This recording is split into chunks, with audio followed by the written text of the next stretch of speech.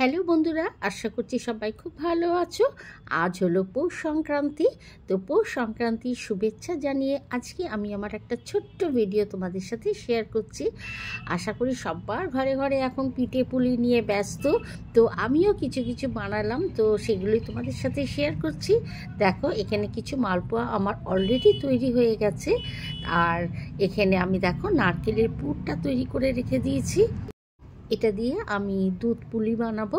আর দুধ পুলির জন্য এখানে দেখো আমি চালের গুঁড়োটাকে আমি গরম জল দিয়ে ভালো করে যেভাবে আমরা ময়দা মাখি ঠিক সেইভাবে আমি মেখে রেখেছি।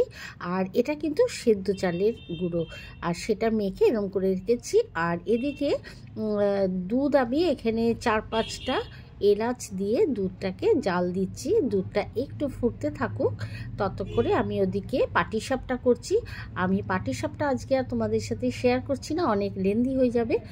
আর দেখো এখানে এখন দুধ পুলির যে পুলিগুলো সেগুলো গড়ছি। আর আমার সাথে আজকে আমার 2 মেয়ে হেল্প করছে, এশা জোজো। তো দেখো এখানে একটা জোজো দেখাচ্ছে কিভাবে পুলি বানায়। আমি আমার মেয়েদেরকে সমস্ত কিছু শিখিয়ে দিয়েছি, যাতে ওরা মানে আমার অবর্তমানে ওরা নিজেরা করে যাতে খেতে পারে, আগামী প্রজন্মকেও যেন ওরা করে খাওয়াতে পারে। কেন আজকালকার ছেলে মেয়ে মেয়েরা কিন্তু খুব একটা এইসব দিকে ন্যাক নেই, কিন্তু আমার মেয়েদেরকে আমি সব কিছু করা শিখিয়ে দিয়েছি, ওরা বেশ সুন্দর তৈরি করতে পারে। তো দেখো এখানে নারকেলটাও কিন্তু 2 মেয়ে মিলে আমাকে কুড়িয়ে দিয়েছে। আর এখানে দেখো করে দেখাচ্ছে একটা পুলি, যেমনই করুক খুব সুন্দর। আমি ওদেরকে সমস্ত কাজই এনকারেজ করি। দেখো এত সুন্দর করে পুলিটা তৈরি করছে।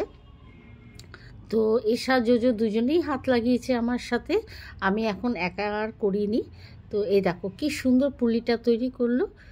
সাইজটা একটু বড় করেছে কিন্তু ভীষণ সুন্দর বানিয়েছে।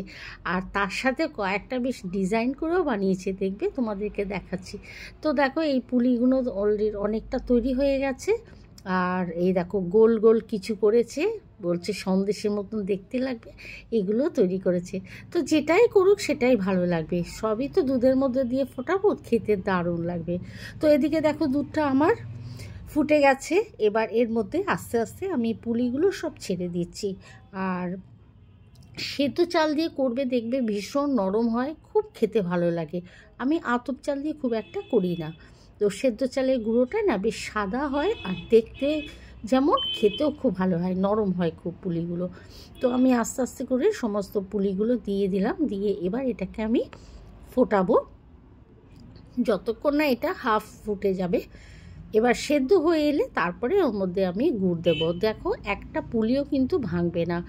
হ্যাঁ, এইরকম ফোটাবো যখন 80% হয়ে যাবে সেদ্ধ, তার মধ্যে আমি গুড় দিয়ে দেবো। গুড় দিয়ে ভালো করে এবারে নাড়বো। তো দেখো আমি গুড় দিয়ে নাড়ছি। আর আমরা কিন্তু না একটু ঝোল ঝোলটা খেতে ভালোবাসি। অনেকে আছে এর মধ্যে একটু চুষি কেটে দেয়, কিন্তু সেটা না দুধটা ভীষণ ঘন হয়ে যায়। আর আমার ঘরে কিন্তু সবাই একটু এরকম ঝোলা ঝোলা খেতে ভালোবাসে। তো সেই জন্য আমি এরকম একটু ঝোল ঝোল মতন রাখি, ভীষণ ভালো লাগে খেতে। তো চলো, কেমন লাগছে অবশ্যই কমেন্ট করে জানিও। আর তোমরাও কি কি পিঠে বানালে সেটাও কমেন্ট করে জানাবে। তো দেখো এখানে আমার দুধ পুলিগুলো রেডি হয়ে গেছে, আর পাটিসাপটাটাও দেখিয়ে দিচ্ছি। তো ভালো লাগলে আমার চ্যানেলটা সাবস্ক্রাইব করে আমার পাশে থেকো, আর একটু লাইক কমেন্ট করো, পারলে শেয়ার করে দিও।